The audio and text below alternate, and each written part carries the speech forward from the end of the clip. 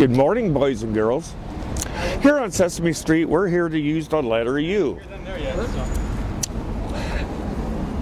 Let's use the letter U in a phrase, shall we? Now repeat after me. You mama. You mama. Very good. Now let's use the letter U in another phrase, shall we? As in, you suck. You suck. Well, the director's telling me to, I gotta leave now.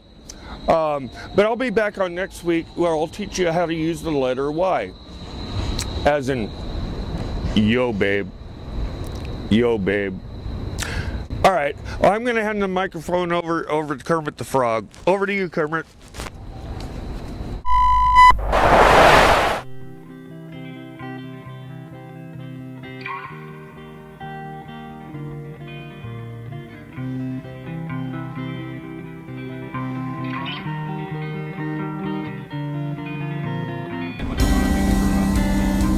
Well, perfect, but that didn't happen, so I became a musician, and that's, when I was 17, that's all I wanted to do, and I'm even though I might be on the streets, I'm still not going to stop my dream. Oh, my name's Michael Verbose. I know how to say thank you in 101 languages.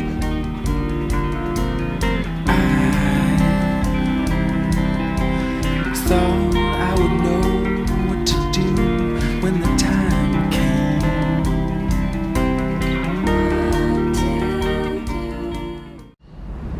Sometimes you get layoffs.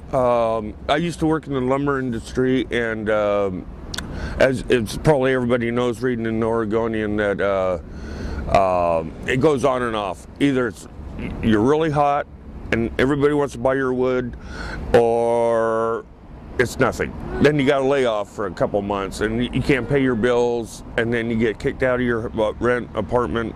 And well, I was on the Housing Authority of Portland. It's you sign up. It usually takes about a year. And like I say, it was 30% of my rent. And when I made zero money, they didn't adjust it correctly.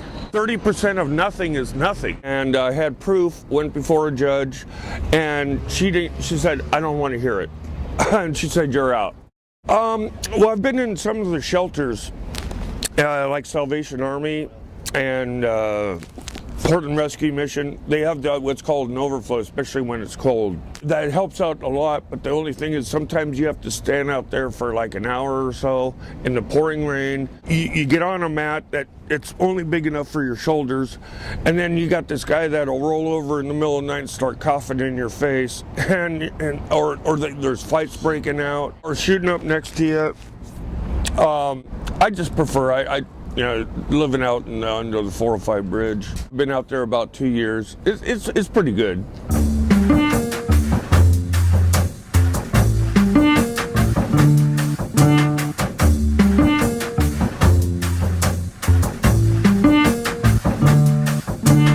Well, welcome to my living room. It's quite spacious. We have our kitchenette, and then it also doubles as a master bedroom. And to my left, we have the guest room. That's where my buddy stays. And behind you and up above, there's the 405 bridge. It sounds to me like you got like the ocean roar in the background. You just kind of get used to it.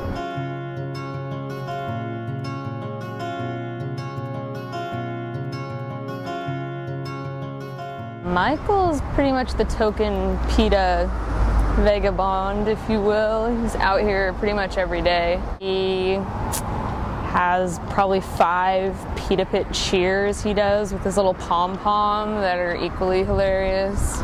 A one-eyed, one-horn flying put a PETA eater. One-eyed, one-horn flying put a PETA eater. They're not the funniest jokes in the world, but because I think Michael's a funny person, have to laugh with him. And yeah, he's pretty much the coolest bum I've ever known. He's a really nice guy. Go PETA!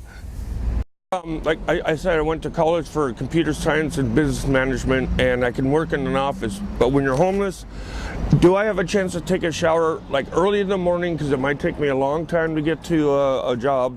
Not to mention clean clothes, but you got to carry all this stuff around.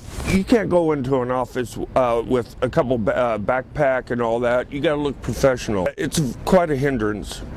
The best luck I had was put it on Craigslist.org and say, we'll work for beer. There's a lot of temporary agencies, but they don't pay very well. And yeah. As far as the people that don't, what we all hate, it's not so much you don't have to give us money, just maybe just turn your head and say, no thank you, or something like that. Treat us as a human being. But what we all hate is the ones that just walk on by, don't even look at you, don't even acknowledge you like you're a human being. They're trying to push you away as they walk by. What do you suggest people to do? Just acknowledge you. Say, Yeah. "Sorry, have a good day."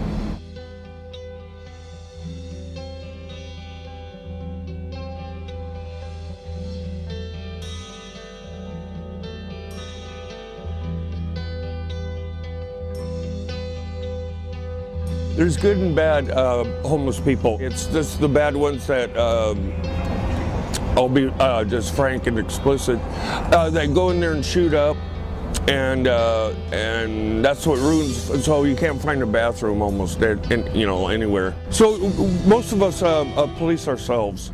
Okay, it's kind of like the rules of when you panhandle. If they say no, leave them alone. Like you don't hit up somebody with like a babies or children, elderly people. Like we're in this spot right here. If there's somebody up the block catching all the traffic going this way or that way, it's called being cut off, and it's kind of like a no-no on the streets. They're stealing all the customers. It really helps. I do pretty good by myself, but not great compared to some people. But with a lady present, really helps. Yeah, Gives that sympathy factor. yeah, it does. And plus, she's pretty good by herself. Yeah. When people give me money, we all try and share. I've pretty much got everything I need. We're grateful for anything. Yeah, but we're grateful for anything. Like a person's hungry, share your food. If they're cold, give them your best sleeping bag. Something like that. But I really appreciate the generosity of the people that help out. Even out where I live, people will drive up in the middle of the night and say, "Hey, you hungry?" Yeah, here, they give a hot soup. I mean, I'm way out there. And they do this out of their own generosity. That's really cool.